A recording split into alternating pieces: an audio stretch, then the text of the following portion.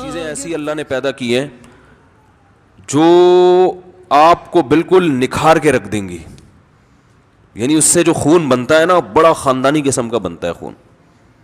آپ کے چہرے پہ چمک پیدا ہو جائے گی, آپ ہٹو بچو ہو جاؤ گے. اور میں کیسے ڈیفائن کروں, سمجھ میں نہیں آ رہا نا. صحیح ہے نا.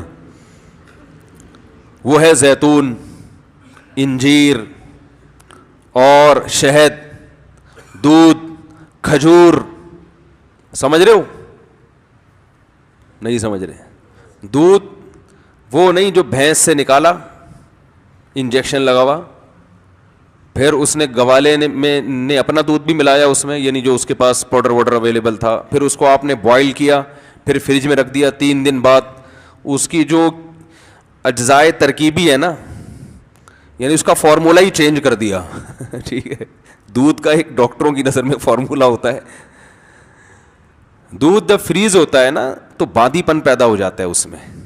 تو دودھ کے صحیح فائدے اٹھانے ہیں نا, بالکل ہٹو بچوں قسم کا دودھ پینا ہے, تو ادھر جانور کے تھن سے دودھ نکالا اور فوراً پی گئے. یہ والا دودھ آپ چند دن پی کے دیکھیں, اپنی صحت دیکھنا, اپنا پیٹ کا سسٹم دیکھنا, آپ ایسیڈیٹی ختم اور زبردست ہٹو بچوں کام ہو جائے گا آپ کا. ہم تو پیتے ہیں فریج کا یا بوائل کر کر کے, ملائی اس کی الگ ہو جاتی ہے, اس کی جو قدرتی جو اس کی جو ترکیب ہے نا وہ چینج ہو جاتا ہے اس میں. تو خیر, زیتون کھائیں یعنی پئیں. ٹھیک ہے. انجیر ہے, کھجور ہے. ہمارے نبی صلی اللہ علیہ وسلم کے گھر حضرت عائشہ فرماتی ہیں 2 مہینے کھجور اور پانی کے علاوہ کچھ بھی نہیں کھایا جاتا تھا. اللہ تعالیٰ پیغمبروں کے لیے جس قسم کی خوراک کا سلیکشن کرتے ہیں نا, وہ سب سے بہتر خوراک ہوتی ہے ہر لحاظ سے.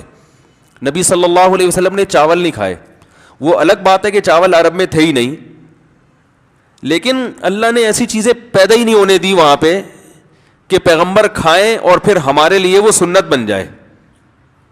ابھی دیکھو یہ بیٹھے ہوئے ہیں نا ماشاءاللہ, بتانے میں کوئی حرج تو نہیں ہے, یہ وہاں یو ایس اے آرمی میں, یو ایس اے کس میں ہے بھائی, ڈپارٹمنٹ میں ہے وہ, اس میں گورنمنٹ ڈپارٹمنٹ میں, ان کو ایسے شعبے میں ہے, سیکیورٹی سے ان کا تعلق ہے نا, وہاں پولیس سے تعلق ہے. بتا دیتا ہوں یار, اس میں کوئی حرج تو نہیں ہے, کوئی آپ ہمیں پکڑو گے تو نہیں نا. تو یو ایس اے کی پولیس میں ہیں یہ. تو ان لوگوں کی ٹریننگ بہت ٹف قسم کی ٹریننگ ہوتی ہے. جب یہ پچھلے سال مجھ سے ملنے آئے تھے ماشاءاللہ, کافی اچھے موٹے تازے تھے یہ.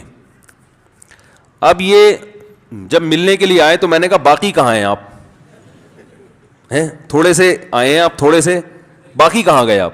ایسے سلم اسمارٹ ہو گئے یہ. اور ماشاءاللہ انہوں نے طلاق یافتہ خاتون سے شادی بھی کی ہے جس کے بچے بھی ہیں, اور یہ ابھی اپنی سوتیلی بیٹی کو لے کے بیٹھے ہیں بیان سننے. تو یہ بھی ایک خوشی کی بات ہے. کیا خیال ہے؟ تو ابھی نماز سے پہلے میں نے ان سے پوچھا, یار آپ ماشاءاللہ بالکل ہی فٹ فاٹ ہو گئے, تو آپ لوگوں کو وہاں جب ٹریننگ کے دوران کچھ خوراک پر بھی ظاہر ہے سمجھایا جاتا ہوگا کہ ہم تمہیں بھگا رہے ہیں, ایسا نہ ہو کچھ ایسی چیزیں کھا لو گے یہ بھاگنا سارا ضائع ہو جائے. تو کچھ خوراک میں بھی وہ گائیڈ کرتے ہیں. انہوں نے کہا بھائی چاول کھانے کی اجازت, بولو بھائی نہیں. تو چاول کھائیں آپ, میں منع نہیں کر رہا, ہم بھی کھاتے ہیں, لیکن ظاہر ہے چاول کیا ہے, اس میں نشاستہ زیادہ ہے, اس میں شکر زیادہ ہے, تو توند بھی نکلتی ہے, پھولتا بھی ہے آدمی.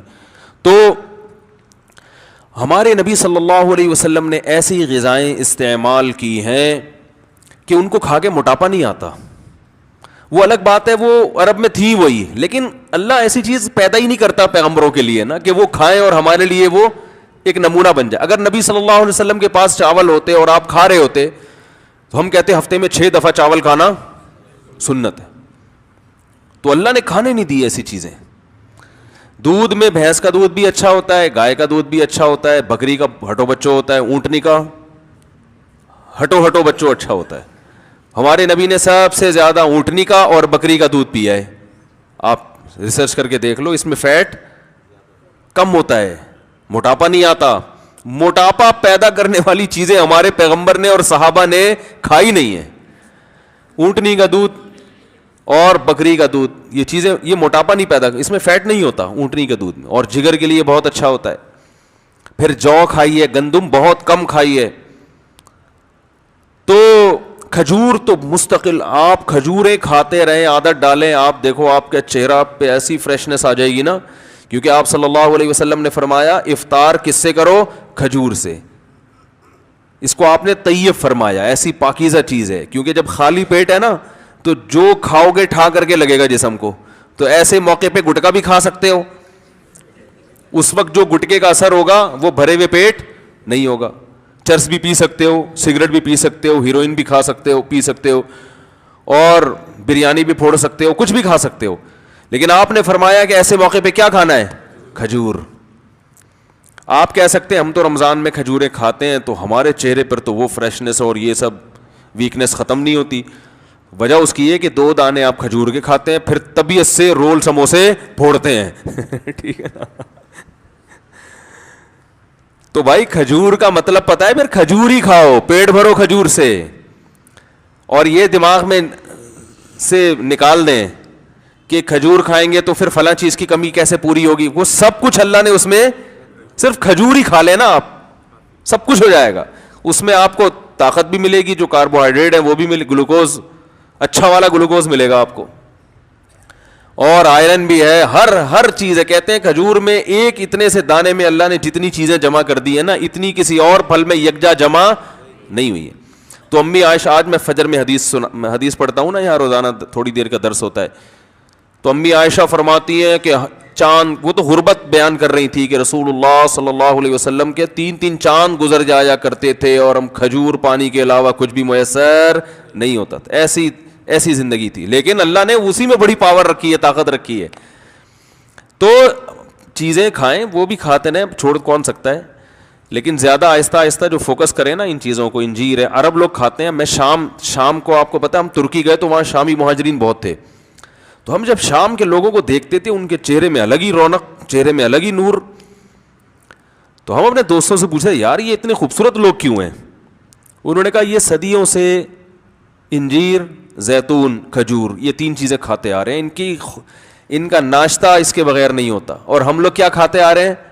صدیوں سے پراٹھے پھوڑتے آ رہے ہیں, جیم کے ساتھ مکھن بھی ہمارا پتہ نہیں کون سا والا مکھن ہوتا ہے بھائی, جس نے جو لا کے مکھن کے نام پہ پکڑا دیا.